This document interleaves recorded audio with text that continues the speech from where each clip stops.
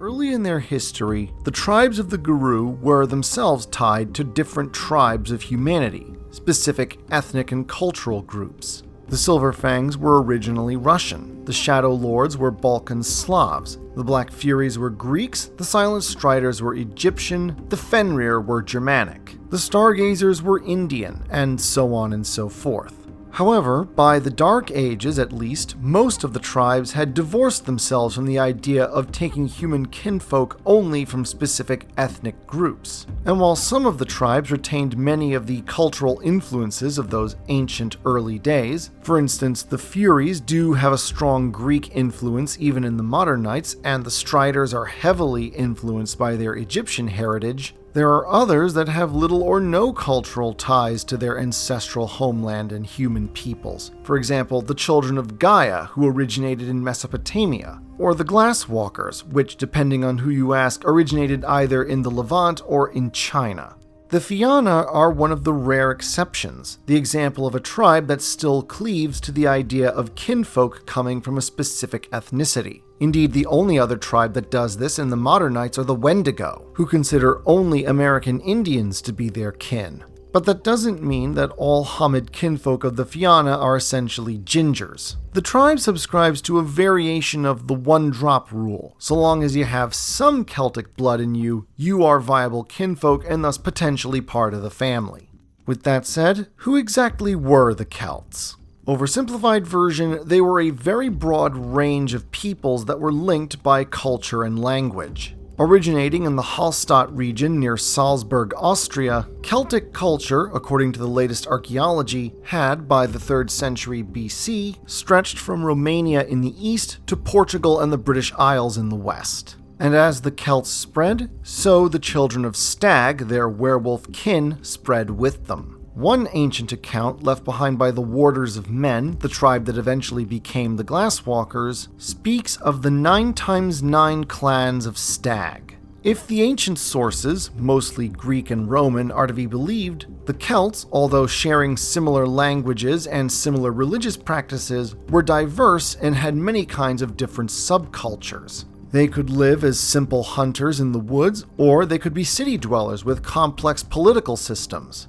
Alas, unlike the Greeks and the Romans, the Celts were not a literate people. Knowledge of any importance was passed on by word of mouth, and so we have no real records of the ancient Celtic peoples from their perspective. We are dependent on archaeology and on the accounts of Greeks and Romans who viewed the Celts as unsophisticated savages. And just as the Celts were diverse with many different subcultures, so too were the children of Stag. In those ancient days, the most powerful sub-faction of the children of Stag were the so-called Hounds of the Horned One, who dominated Gaul. In the Alps and northern Italy, there were the Sky Singers, said to be the greatest musicians in all the Garu nation. There were the fearsome Nightclaws, who stalked the valleys and hills of the Balkans, sometimes sparred with the Black Furies, and occasionally forgot that the Impergium was over. But there was at least one thing that all the 9x9 clans of Stag had in common besides a patron spirit. Like their Celtic kin, the children of Stag divided themselves into 3 roles, based mostly on auspice. Their Galliards were the equivalent to human bards, the Aurun were the equivalent to human warriors, pretty straightforward. However, the Theurge and Philodoxes were lumped together as druids, while the Ragabash were actually scattered among all 3. The wise ones joined the Theurge and Philodox as druids, the amusing ones became bards like the Galliards, and the rest were warriors like the Aurun. After all, like most werewolves, the Fianna figure that trickery and cunning are just as valid weapons as strength and ferocity. And, in the far northwest, on an island that its people would one day call Era, emerged a faction of the children of Stag that called themselves the Fianna, the Fierce Ones. There, amongst the Bronze Age hunter-gatherers of the Emerald Isle, the Fianna found worthy kinfolk and re-established ties with the most powerful of the Fae, the Tuatha De Danann. It was in Ireland that the Fianna would establish their 2 most important and arguably oldest cairns. In what is modern-day County Meath in Ireland, there is the Hill of Tara. According to the Guru, in ancient times, there were 3 fortresses established upon it. Iron Tara, where ruled the ancient human kings of Ireland in the olden days. High Tara, the seat of power for the changelings, particularly the Sidhe.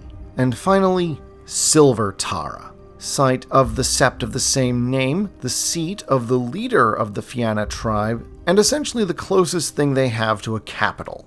In the Fianna tribe, sept leaders are referred to as Rhys, the old Irish word for king. Generally, Rhys are law unto themselves, advised by a select number of galliards and theurges known as a council of song. Of course, given that Garou are often at war with the forces of the Worm and Weaver, it's always good to be prepared for the worst, and thus, with the approval of the Council of Song, all Rhys appoint a Taniaste, essentially a successor, to step into their place should they fall in battle. Traditionally, all Rhys answer to the Ardri, or High King of the Fianna. In reality, this authority is only recognized within Ireland itself in the modern nights. By ancient custom, the Ardri is always the sept leader of Silver Tara, arguably the most sacred of all the Fianna cairns. Only Fianna and those who are vouchsafed by the Fianna are permitted to set foot within the bounds of Silver Tara, and even the arrogant Silverfangs have been known to bow their heads when they are guests at Tara of the Ardri.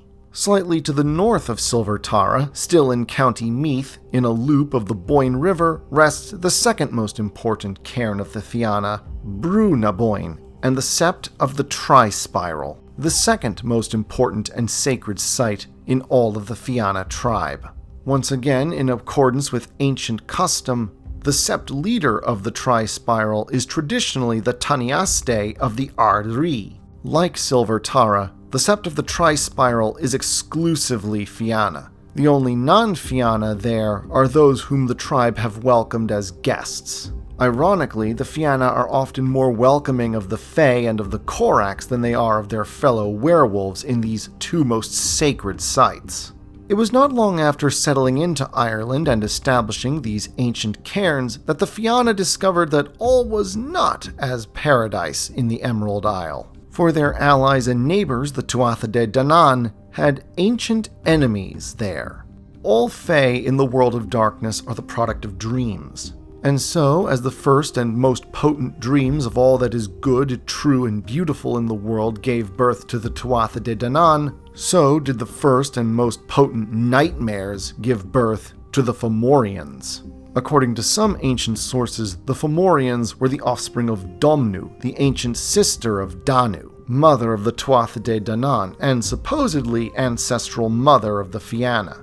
As such, the Fomorians were very much the equal of their lighter cousins in power, and were just as cruel as their light cousins were noble. Taking on hideous and monstrous forms, they demanded terrible tribute from the humans of Ireland, taking children from their weeping mothers and rendering fields fallow. There could be no peace between two such opposite aspects of the dreaming. And so, when the Tuatha De Danann finally went to war with their dark cousins in what they called the War of the Trees, they invoked the ancient ties of blood between them and the Fianna and called upon them to aid in their war. The Fianna honored the ancient oath, and after countless raids and uncountable losses, all was decided at a place called the Plain of Towers. The werewolves fought with fang and fetish while the Fae wove their mighty spells. Torrents of blood soaked the earth, but at last the Fomorians were defeated and driven from the Isles never to be seen again. The battlefield was consecrated by the Fae and their werewolf allies as the Cairn of the Red Plain. Then, not long after, under mysterious circumstances and for reasons that they kept to themselves, the Tuatha De Danann, mightiest of the Fae, departed from the mortal world never to be seen again. Exactly why remains a mystery, although some changelings in the modern nights have suggested to the Fianna that the Tuatha De Danann left because they are tied to the Fomorians. As one had to depart the mortal world, so too did the other. And so long as the Tuatha De Danann do not return to the physical world, the Fomorians will not either. However, at least as the Fianna see it, the Fomorians left behind a little reminder of their presence in the mortal world.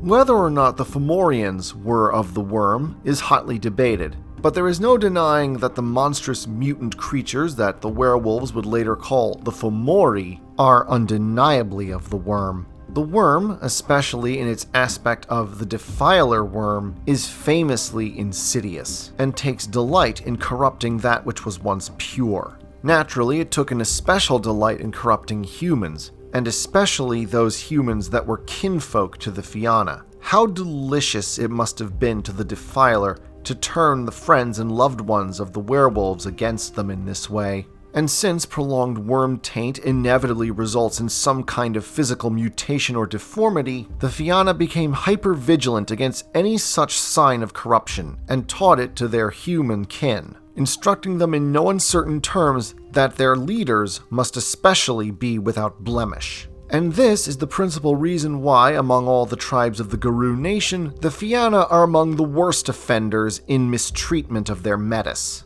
To the Fianna, the corruption of the body is evidence of a corruption of the soul. Given that the Fianna traditionally, indeed stereotypically, glorify passion and romance, this attitude seems more than a little hypocritical, given that Metis are only created when two werewolves decide to do the dirty with one another. And indeed, the Fianna do have a tendency to produce more Metis than most of the other tribes. And that's precisely because it is hypocritical. Although, to their credit, many elders do grump about that and saying that if the younger Garou really just can't keep it in their pants, that's what the kinfolk are for. Besides, Metis are sterile. They don't produce more werewolves for the fight against the worm. It's one reason why the Fianna don't hesitate to refer to them as mules.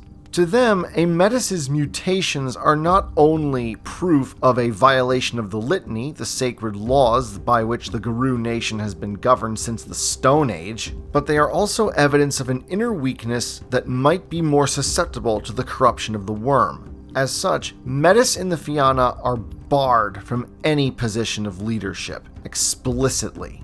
At any rate, with the passing of the Tuatha De Danann and the Fomorians from the mortal world, it was with the lesser Fae that they left behind that the Fianna retained the old friendships and the old oaths. In the meantime, the Fianna mostly focused on finding new mates among the humans in order to rebuild their numbers, and regularly patrolling their territory to rid it of any sign of worm taint. This territory eventually came to include not just Ireland, but pretty much all of Great Britain south of Scotland. For in the far north dwelt a wholly different tribe, the White Howlers. Despite some initial fighting during early contact, the two tribes eventually settled into a reasonably friendly relationship.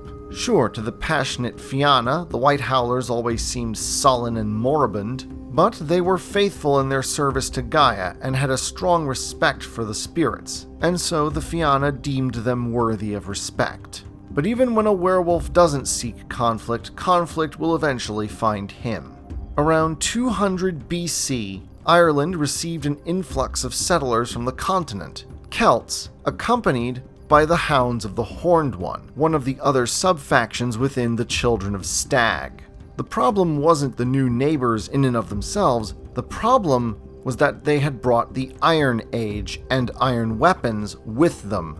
Just as silver is the deadly weakness of all werewolves, cold iron, which is essentially an old-fashioned way of saying wrought iron, is the kryptonite of the Fae. This is because, according to Changeling the Dreaming, the Fae are both products of dreams and are sustained by them. In complete opposition to dreams is the force known as banality, the absence of hope, the absence of creativity, the absence of any dream. And cold iron is essentially banality given physical form, which is why it's so deadly to the Fae, and helps explain why back in the olden days, things like iron horseshoes were considered good luck charms when it came to warding away evil spirits. One old story claims that it was the Fae, mischievous and unpredictable, that taught humanity the secrets of forging silver. And so the werewolves discovered the secret of forging iron and taught it to the humans in retaliation. Of course, another version of this tale argues it was the other way around, but regardless. By bringing iron weapons with them, the newcomers threatened the peace between the Fae and the Fianna. And so Amadir, the Ardri of Silver Tara, made a proclamation forbidding any Garou from carrying iron weapons. In response, the leader of the newcomers, Cassavax, proclaimed that he would wear an iron blade when he sat upon the throne of the Ardri himself. Such a challenge had to be answered. The two rivals began the conflict with words, then with blades, and finally concluded it with claws. Amadir fell dead, and Cassavax took his place, and, as he'd promised, encouraged the carrying and usage of cold iron among the Fianna, at which point the outraged Fae severed all ties with the Fianna until 60 years later, when a new Ardri, Colum, reinstated Amadir's ban of cold iron, and worked to repair the friendship between his people and the Fae. But while the Fianna were dealing with these issues in their home islands, on the continent, the fate of the other clans of the Children of Stag began to take a turn for the worse. In 279 BC, there was a massive migration/invasion of Celtic tribesmen down from the Balkans into Greece. And of course, where the Celtic kin went, the Fianna went with them. And so inevitably they came to blows with the Greeks and their werewolf kin, the Black Furies. For the most part, the invasion went the Celts and the Fianna's way. While the Greeks did win some victories, they were mostly delaying tactics, as the opposition had superior numbers. The Fianna similarly won most of their skirmishes with the Furies, and felt pretty good about themselves.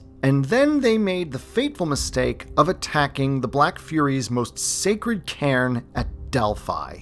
Determined to keep the enemy out of Delphi, the Furies used a powerful rite that turned the enemy against itself. Fianna, fought kinfolk, fought Fianna, and so on and so forth. The madness was so great that the Fianna even fought against the very spirit allies they had summoned to help them with the invasion. Confused and demoralized, the Fianna were forced onto the defensive, and the Furies pushed them back northwards. All the way back across the Danube, the Furies pushed, and then they enforced a powerful gias, or spell, upon the Fianna, so that none of that tribe would ever cross the river again. The gias didn't apply to humans, though, only to werewolves. Thus, although the Celts did eventually migrate south and eastward into Anatolia, establishing Galatia, the Fianna could not go with them, and so were forever severed from those of their human kinfolk that did make the journey. The Greeks would go on to commemorate this victory over the northern barbarians in artwork like the Dying Gaul. Meanwhile, in the north, the Fenrir, always spoiling for a good fight, accompanied their Germanic kinfolk in their great migration/invasion to the west.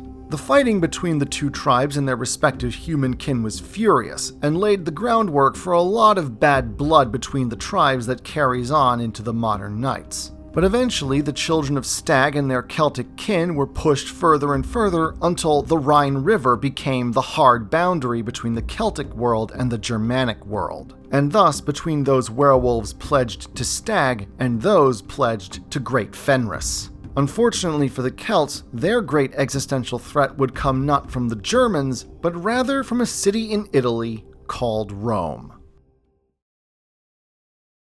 He used to be called Citizen 625726.